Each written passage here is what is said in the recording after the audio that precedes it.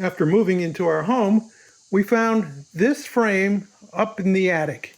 It was unpainted at the time, so my wife decided to make a project out of it, painted it, added a backboard, some foam and fabric, and then used this hand stapler to secure the fabric to the board. Unfortunately, it doesn't take too many staples to really tire your hand out. But now there's a solution. Thanks to the Home Depot Seeds program, the Freeman 23 gauge light duty stapler can make quick work of it because it's pneumatic, which means your palm will never tire out from squeezing.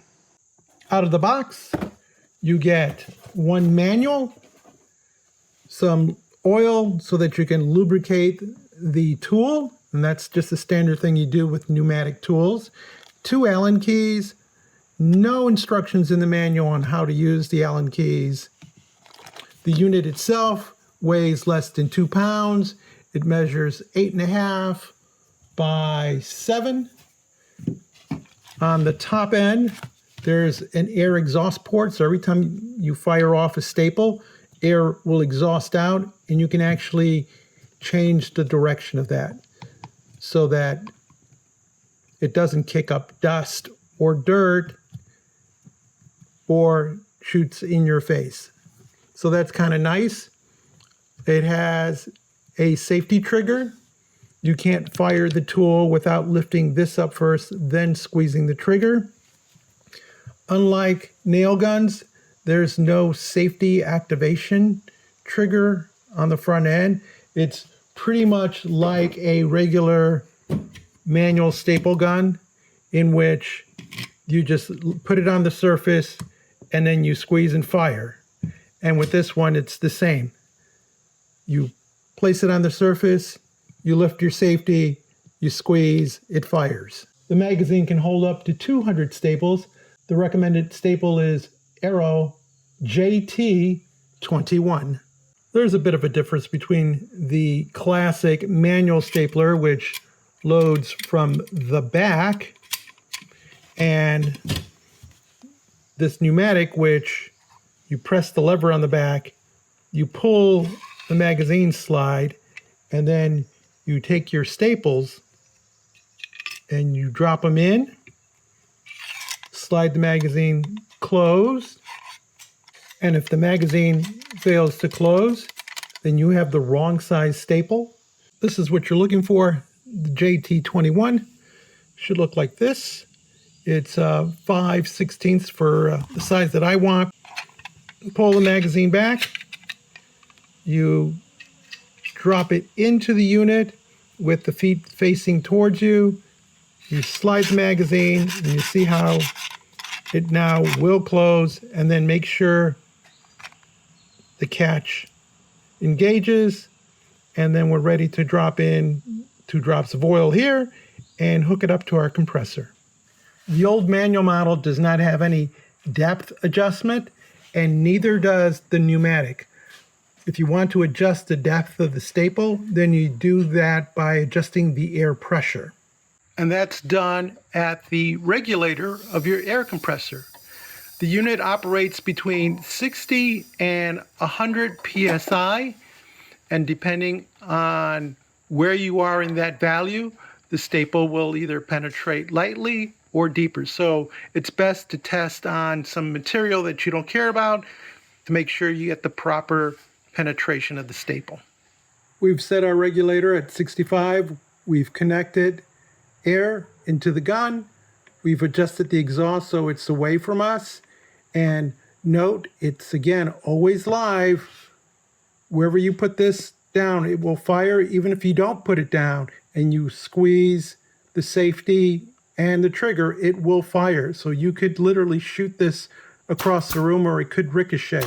So make sure that it's on the material that you want to staple before you squeeze the trigger.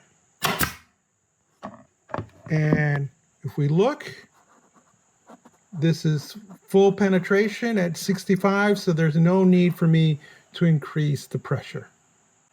Here we have a fold, so let's try it there and see how it does, penetrating several layers.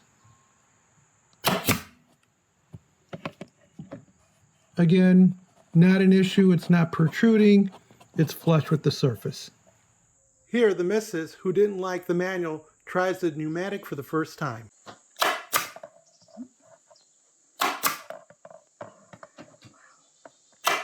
That's nice.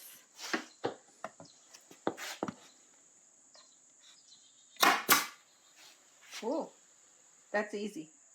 Some of the pros and cons of the Freeman. It's actually a much lighter unit than this one. It, of course, requires very little effort to fire a staple. Con is that it can always fire a staple as long as you have compressed air coming into the unit, whereas with this unit, it's only going to fire when you actually squeeze down enough pressure to release the hammer to drive a staple. So this one, if you carry it wrong, you could inadvertently fire a staple into the air and do some damage to something or someone. So just gotta always carry this with your hands off the trigger as if it's a weapon, because it can be. Of course, if you don't have an air compressor, then the pneumatic requires the purchase of that, and it has to be able to go from at least 60 to 100 PSI. Of course, if you have the manual, then you're always portable, and it's just a matter of being able to squeeze this trigger. Staples are different for both of these units. This takes the T50, whereas this takes a JT21, and you can't mix them. Unfortunately, the Freeman doesn't allow you to mix them. Both units are capable of accepting staples of various sizes, from 1/4 inch all the way to 9/16. Whether working on window screens, upholstery, insulation, roof felt, both these will get the job done. The Freeman will just get it done easier and probably faster. So which is my favorite? Well, the Freeman wins out because it's lightweight, and although it's pneumatic, I do have an air compressor that's portable, so that doesn't become an issue. And I just love the fact that all it takes is just the quick pull of a trigger and you're working. So for me, this is hands over the old push it to make it work model. And I think although there are electric models that'll do stapling, the cost for an electric one is considerably more than the pneumatic unit. Of course, it helps if you already have the air compressor.